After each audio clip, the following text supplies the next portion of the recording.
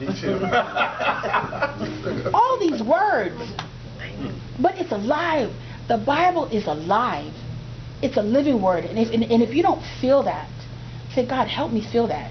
Lead me to the right people. Lead me to the right help. Help me to be honest. And if you actually go to somebody, you tell them, look, I'm depressed. I feel like I want to go to sleep and never wake up. And they don't do nothing but say, I'll pray for you. That ain't the one. There is somebody out there. There is a remnant. There are people out there who care.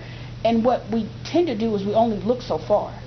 But it could be a stranger. I've been delivered by somebody walking down the street who looked like he needed my help.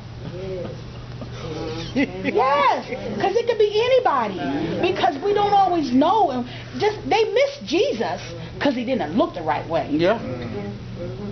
I'm just saying, we miss the manifestation of God in our lives because they don't look right, they don't talk right. Yes, ma'am. You know, some people think that we should never even talk to a white person again.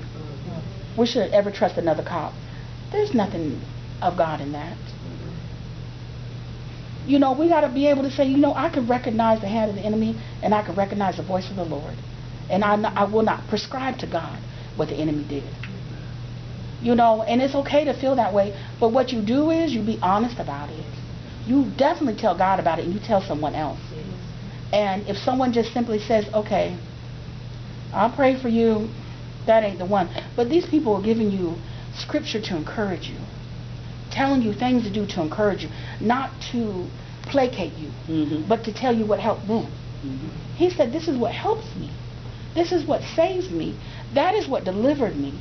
And even if that isn't your deliverance, think about when what was your deliverance. And say, you know, what worked for me, maybe I have to remind myself what worked for me and go back to that. I know what one of the things that helps me is when I'm in a predicament. I think it's the centurion when he says, Lord, I believe, but I need you to help my unbelief. I love that. That was the father of the demonic possessed boy. I believe. Help my unbelief. Okay. I believe. And that helps in every situation. Lord, I believe this part. But this part I don't believe. So this is the part I need you to help me with. Help my unbelief in any situation. Yes. Another thing we talk about is no condemnation comes from him. Is that correct? Yes, There is no therefore condemnation from Jesus, from God. But every once in a while, we wrestle with that. No, Like every day. Like every day. I wrestle with praying the same prayer and not being delivered. See, me too. I have such bad problems with judging people. We got a Muslim hat over here. I don't know if it's a black Jew or what. I can't take my eyes off of it. You got on a Prince shirt. Princes of the devil. No, I've been delivered. I'm conscious of my problem. It don't go away, but I pray for deliverance on it. So just because your stuff don't go away, Come on now. Paul decided I'm done with that. Look what kind of wonderful work he did. I'm done. I'm done trying to get that thorn out of here. I'm the greatest sinner of there. Things that I should do, I don't do. Things that I don't want to do, that's the thing that yeah, look at you. You know the truth. Just rest on those truths because that's not what comes across the pulpit. What comes across the pulpit is money generated. Money generated. That's it. That's it. So I have to encourage you not to be sitting waiting for the man of God or woman to give you the word. You bring that word in wherever you got. Whatever little word you got, bring that word in there.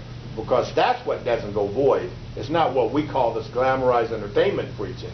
But it's the truth of helping people, praying for people, laying hands on people, and being authentically whoever God made you, because we're all different. Elder Chastain, go ahead. Well, I was going to say two things. One, I started going to this church, Atlanta Unity, up in Norcross. And around this time, I think it was when the Michael Brown situation and Ferguson, and I was really getting upset, particularly to how a lot of white people were responding to it. And I was just like, I said, you know, God, I'm getting angry at white people. I need you to help me not dislike white people and not just generalize everybody. I need to feel something changed my mind. And that church is a predominantly white church. But I went because my girlfriend asked me to go. And that church has changed my life because I got a chance to see white people that genuinely love God. And they don't get it all right, but I really feel the love from them. And that was what I needed to heal at the time. So I just had to be honest and say, God, I'm not liking white people right now. I need you to help me. And now I see, because I was honest, I see, and I've had my greatest growth at this church. Not only because of that, but because of this, going into my second segment, because I've started taking this course. It's called the Course in Miracles. I don't know if anybody's ever read it. It's called the Course in Miracles. And it's life-changing because it teaches us that what separates us from God is really our guilt and our unforgiveness. We really are genuinely all one. We're really all divine. But because we think that we were separated from God, that's what caused us to be separated. And every day with our sin, it's the guilt that makes us feel the way we feel. It's the guilt that makes us feel separated from God. So we seek to find God through things outside of ourselves, be it the minister, be it the church. We seek to find God outside of ourselves instead of understanding that we have the divine inside of us, which goes to what you were saying, sir, about the judgment and all of that. It's real, and how Paul was saying that, you know, he's trying to get over his sin, but he can't. Well, what he did was he said, you know what? I make a mistake, I forgive myself, I move on. I think pastors, ministers, we're dealing with guilt so much and unforgiveness so much that we don't even know how to relay it to our congregation. We don't really know how to relay forgiveness to our congregation. We don't even know how to teach them not to feel guilty, but to forgive themselves and to forgive each other. And as a result, we sin and we don't tell each other. We don't confess to ourselves, we don't confess to God because we feel guilty. We take it out on each other. The pastors take it out on the congregation and vice versa because we haven't dealt with our own guilt. We haven't said to ourselves, you know, God loves me. God's not looking to judge me. And that's one thing I don't think we get, that God's not looking to judge us. God doesn't even look at sin. Right. Sin is null and void to God because it means nothing. We look at sin as what caused us to be separated. So because we see ourselves as separated, we're separated. We're really not. I don't mean to go into all of that, but the whole point is kind of piggyback on what you said, sir.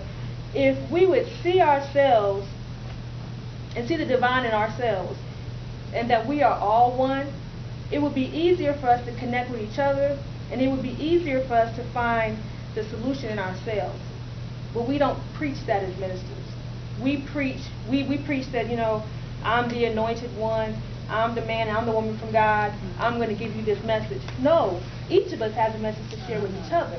Each of us has something that we should give to each other. Yes, you may be the person that's designated to preach on Sunday, but that doesn't mean that when you come down from the pulpit that you can't hear from the next person sitting next to you. They can't teach and they can't lead.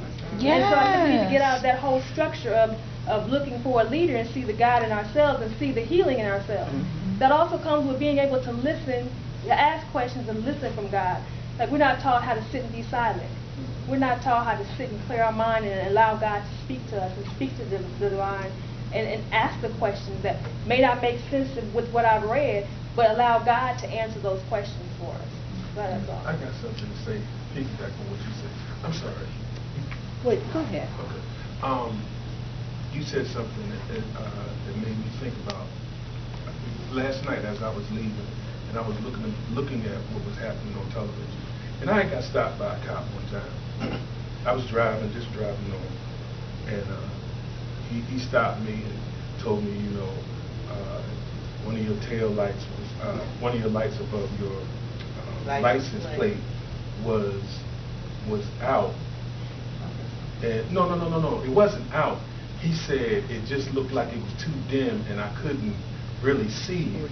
And he checked my ID, you know, and he was talking to me kind of funny, I guess trying to get a reaction out of me. And, you know, I talked like I had sense and didn't play into the game. And after that, you know, he just left, but it made me feel nervous. Yeah. It made me feel like, you know, when I go outside the door, you know,